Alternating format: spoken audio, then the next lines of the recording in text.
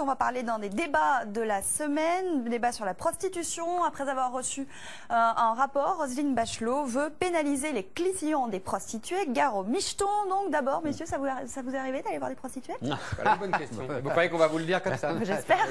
C'est le confessionnal. Non, ce que je trouve... je pensais qu'elle nous demandait si ça vous est arrivé de ne pas y aller. Voilà, c'est ça.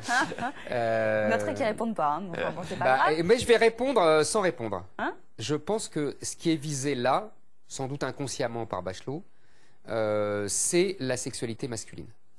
C'est-à-dire qu'une fois de plus, c'est une tendance que j'avais analysée jadis dans le premier sexe. Oh oui. C'est la criminalisation de la sexualité Zemmour masculine. vit sous la menace. Non, non, mais pas moi, toi aussi, tous.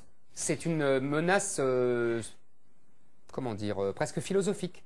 En tout cas, très claire depuis quelques années. Il y a une volonté de criminaliser le type de sexualité masculine, en l'occurrence, c'est-à-dire le fait de la sexualité sans sentiment, avec l'argent comme mise à distance du sentiment, ce qu'a très bien expliqué Stendhal jadis dans De l'amour, qui expliquait ça très bien. Il disait même qu'il fallait aller voir une fille de rien, disait-il, entre guillemets, avant d'aller voir la femme aimée. C'est dans De l'amour de Stendhal, qui est un livre absolument que je recommande à tout le monde. Et deuxièmement, je dirais, c'est la haine du prolo. Parce que qui on vise? Parce qu'il faut bien voir.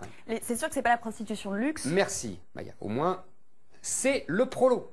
C'est-à-dire que ce qui est visé, ça, je vous dis, c'est une tendance de fond. C'est la tendance du Dupont-Lajoie. La haine du mec blanc prolo. Ou noir, ou jaune, ou prolo. Il faut qu'il soit prolo et il faut qu'il soit mec. Et ça, c'est l'abomination de la société. Je trouve ça très frappant. Et Bachelot tombe dans ce panneau-là, ce qui n'est pas étonnant. Après, elle nous expliquera que la gauche et la droite, c'est pas la même chose, vu qu'elle imite la social-démocratie suédoise. Donc ça sera intéressant. Le bon idéologique, là, est assez... c'est la social-démocratie suédoise, c'est d'accord? Oui, enfin, saisissant. Ouais. Oui, enfin, je ne ferai pas le lien aussi fort. Ah bah si, pour moi... Non, mais il faut... Les ressources de la dialectique zémourienne sont passionnantes. Moi, je me permettrais d'être plus partagé. D'abord, tout ce qui est punitif, comme ça, effectivement, ce grand vent... d'ordre moral venu du Nord me glace aussi. Bon, ça c'est vrai. J'y vois pas du tout de mise en cause de la masculinité et je pense qu'en dépit des habiletés de Zemmour, il y a quand même une tradition de l'esclavagisme féminin qui se perpétue. Oui, oui, enfin, dans la relation tarifée, je suis désolé, il y a tout cela. Et je suis quand même frappé par le fait que les grands défenseurs sur tous les plateaux de cet amour tarifé qui crient à l'atteinte à la liberté de consommer la chair humaine, sont tous des hommes. Cette espèce de cœur masculin c'est ce que je dis. Serait... et qu'on n'écoute pas, on n'entend pas les femmes là-dessus.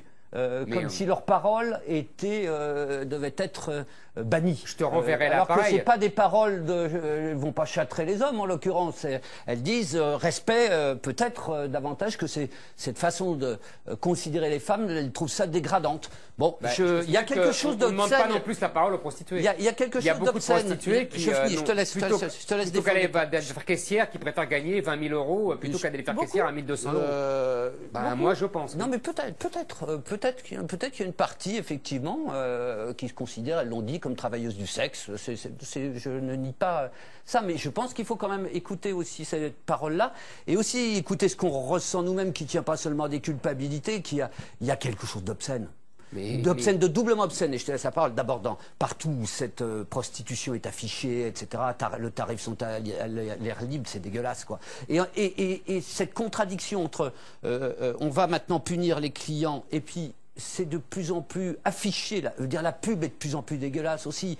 Elle met en scène une sexualité totalement débridée. Mais ça n'a rien à voir. Et la télé-réalité. Si, je pense qu'il y a une contradiction radicale entre prétendre d'un côté interdire ou pénaliser les consommateurs et de l'autre, alors, laisser ce débordement, quand on est un homme ou une femme publique, ce débordement de sexualité débridée et obscène et provocatrice. Mon cher Nicolas, tu as raison. Mais si jamais Bachelot ou d'autres essayaient de censurer ça, mais tu hurlerais à la censure puritaine, Non. au retour de l'ordre moral. Le Domenac se ferait, je sais pas, Baudelaire. Ouais, hein, sûrement, ça. sûrement. Et on invoquerait les man- non, mais je te remercie de m'avoir il élevé faut- jusque-là, mais pas sur toutes les publicités. Je trouve qu'il y a des publicités sadomaso qui sont absolument Moi, je suis d'accord, mais insupportables. Et mais, qui sont je une suis dégradation sûr, je suis qui sûr. dégrade le regard. Allez, stop, on va finir sur un petit clin d'œil. Les... Non. Stop momentanément. Oui. Allez-y, pardon.